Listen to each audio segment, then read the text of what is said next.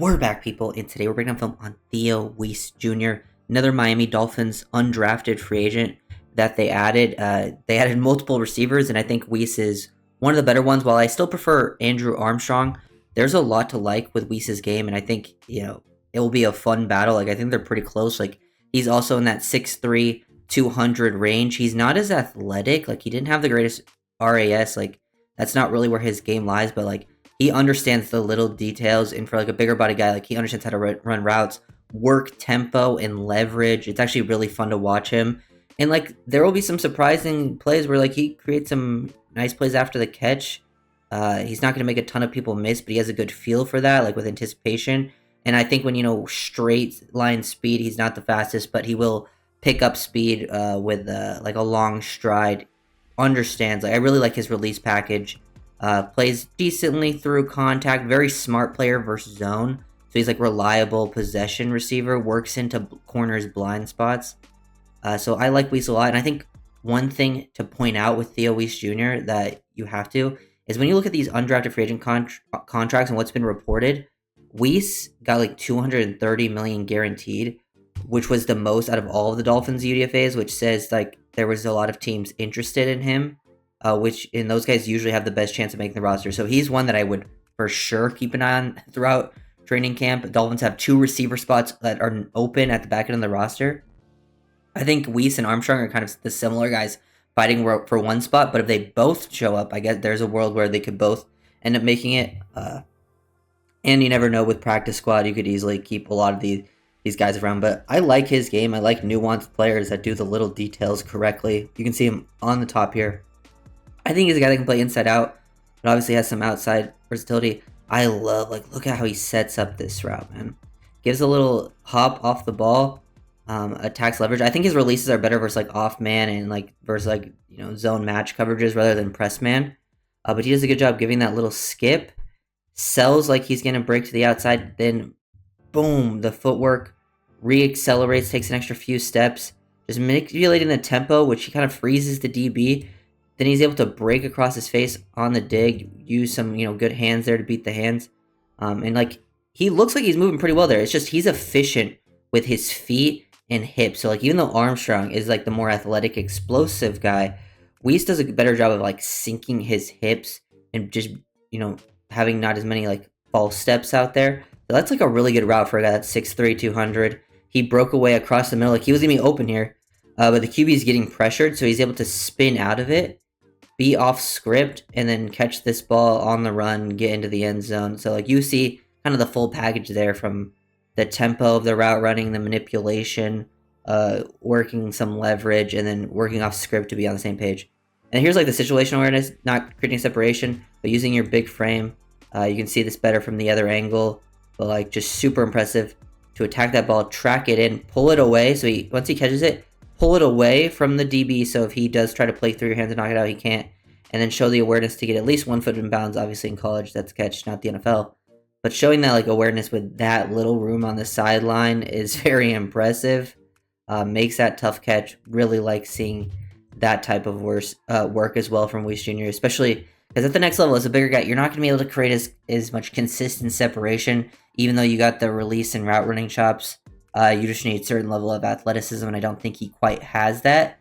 But I do think he's a guy that will be a back end of receiver option that I could see developing into a wide receiver 4. That's kind of how highly I think he can end up being, whether that's with Miami or someone else, you never know. But here, underneath threat, you can give him some of these touches. Not going to say he's going to do anything crazy yak-wise, but there's some examples of him creating some big plays, stiff-arming the first guy to keep himself clean, and then showing off some speed there. He's not, he's more like a 4-6 receiver. I think he's got better long speed than acceleration itself, because I think, he can be a little bit long-legged, long stride guy. But here's a nice route. Look at him versus cover 3. So this guy is playing as a deep third. I love his route stems, man, versus these types of coverages. He takes this subtle, slight angle in his route stem to the inside, which gets this guy to move off his spot because he's running an outbreaking route. It gets this guy to move off his spot, eat up this leverage, and then look how he's selling his eyes, his shoulders, everything is slightly peeking to the inside, and then he hard sells with this extra burst right there. He bursts like he's going to break to the inside, which now gets this guy to overcommit. And then look at this, boom, sink those hips, bring the knees to the chest, which allows for a cleaner transition for a guy of his size that's maybe not the most athletic, not going to, blow you away with his change of direction skills, but allows for enough efficiency and him selling it initially that he's able to break to the outside, enough separation, catch the ball. Just absolutely beautiful routes that Whis is able to run. It's just if he was more athletic, man, like that he would have definitely got drafted. I still think there's a world where he should have probably got drafted at the end of the draft, with his size and smart type of ability. He is, I think, a little bit older. He's 23. Some of the guys at Dolphins got his UDFAs are 24. But like isolated routes on the outside, eating up space. I think he does a really good job of selling vertical here. Like we've seen the other routes where like he works like the slower tempos. Here he works a fast tempo off the ball, slight angle to the outside, gets his DB to open up his hips just enough, and once he does, stick that foot in the ground, break across his face, even break the first tackle. It doesn't really turn into much more, but it just shows some balance and play strength to work through contact. Here he is working. You see a guy bailing off the ball. Look at him working to the blind spot because he initially takes that slight angle to the inside, but once he sees this guy, open up the back to him, he peeks to the outside there, which gets this guy to flip back open, break across the face. I wouldn't say he's much of a vertical threat. I think he's more of an intermediate type of receiver, but there are reps where he could make plays down the field. I just don't see it as much at the next level. He doesn't get the target here. He's just not going to, blow people by. You can maybe throw him some fades and, stuff like that, but I don't think he's going to create much separation in those situations. And then Yak, like he's not going to make a ton of people miss at the NFL level. It'll be a lot tougher, but I think he can do stuff like this where he catches the ball underneath and he anticipates, like he's ready for this guy to break to his inside shoulder, and he starts to float away from it and make that first guy miss with just some anticipation, flip those hips, guess where he's going to be, which allows you to get upfield and just pick up some nice extra yards. I think for a possession receiver, that's kind of all you're looking for. And then I like seeing his slant routes are always pretty fun, like how he mixes up his releases, his footwork. The way he fires off the ball is very impressive. Fires off, boom, foot fire, gives you that like almost like this diamond release to this outside with this 1, 2, 3 step back to stepping outside the frame. When you do this stuff, you want to be able to step outside the frame of the DB. If you make these breaks and they're not violent, these DBs won't fall for it. And when it's not outside the frame, won't be able to push them as much, but he's able to get to the inside. Use his own frame as a shield, which can always help out. Here he is at the bottom. Just kind of working off script with his receiver or his QB. Looks like he might just be running like a potential fade. Sees his QB escape the pocket. Use his hands to kind of fight and create a little bit of late separation. Catch the ball. Get upfield, show some anticipation ability. I just really like Whis' game from that aspect. I think when he faced, like, here's facing soft press, which is fine. When he faced more of a physical press, I don't think he was as good with his release packages. It didn't seem as confident, didn't seem as, like, fast and violent. I think, he's more of a guy that needs to build up some speed. So I think when he only has, like, one step opportunity, it's not as clean. So he could struggle with, like, physical press man at the next level. That's something to take note of. But he will, here's late separation. He gets, like, the subtle push off late to catch the back shoulder. That's just sort of the advantages of being a bigger body guy can have. But these guys don't always, I don't think the bigger body guys always translate to the next level because a lot of them aren't the most athletic. And I think Whis is an example of that. But he, I think, can make up for it with that understanding of like release, route running, the pace, tempo, leverage. You've seen guys, bigger body guys that can make a living with that ability. Maybe not become great receivers, but for an undrafted guy, that's definitely someone I would take a shot on. There's like 5 guys in this undrafted class that I think are actually pretty good, and I would almost consider them a part of the Dolphins' actual draft class because I think some of them are better than some of the Dolphins' later round picks, and I think Whis is a part of that group.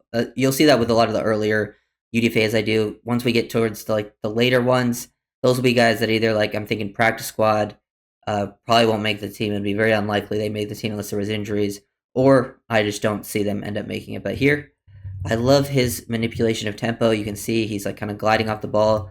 Give this little skip right there, which kind of freezes the DBs. He kind of gives himself a two-way go because he turns this into a split release where he's completely split, gives himself a two-way go, but ends up using it to get on top of him vertically. Freezes that DB, is able to stack him over the top. You want to stack the DB. Ball doesn't go in his direction, but I like seeing the different routes that you can run. sink those hips on these routes. I think it's somewhere where you see like Armstrong's more athletic and more explosive, and I think he does a lot of the little athletic things better too. But Weiss is just more efficient with his feet and like sinking his hips. Like you can see here how much he sinks to the ground and plays with better pad level. Because sometimes that's all the difference you need. Because Armstrong tested better in terms of like the short shuttle stuff, uh, but Weiss is I think able to make better route breaks in these situations because of the things that I've mentioned: hip sync, pad level, all of that. Here's another example of Weiss using slight leverage manipulation with guys that are bailing. If guys bail versus him, he does a good job attacking leverage, gets this guy to peek to the inside, boom, sells with a head fake, breaks back to the outside, just create that natural separation. Uh, Bigger body guys that understand how to run routes and play their routes with good timing. That's another thing is Weiss doesn't waste a lot of time. Like he might give slight little hesitations, but he's not doing anything too crazy where you're like, dude, just get into your route. Um, and I think the Dolphins kind of need some of those guys. There's certain body types and play styles that fit into a Dolphins to that like Shanahan type system, and the Dolphins have done a really good job with the smaller archetype with Tyreek Hill and Jalen Waddle, but they kind of missed out on like the Jawan Jennings of the world that fit really well in the system, and I think they've added that in this offseason with Nick Westbrook-Akine, and now I think Armstrong and Weiss both also kind of fit that profile and can do some of that stuff that fit the system, playing on time, being reliable, but also have some ability to create after the catch. Maybe you want to see them play with a little more physicality. I think Armstrong plays a little more physicality than them, but it'll be fun to see this battle. Like I wouldn't mind a world, where if it was like Tyreek Waddle, obviously is your top two, and then you have Nick Westbrook-Akine and Malik Washington. Those are the four locks on the team. Now, out of those three of them are kind of the smaller, shifty types. Malik is kind of a little bit different than them, but they're all on like the smaller side. After that, you have guys like Dwayne Eskridge and Taj Washington, and a couple other people. I think you're gonna have like Grant DeBose back, probably fighting for a spot.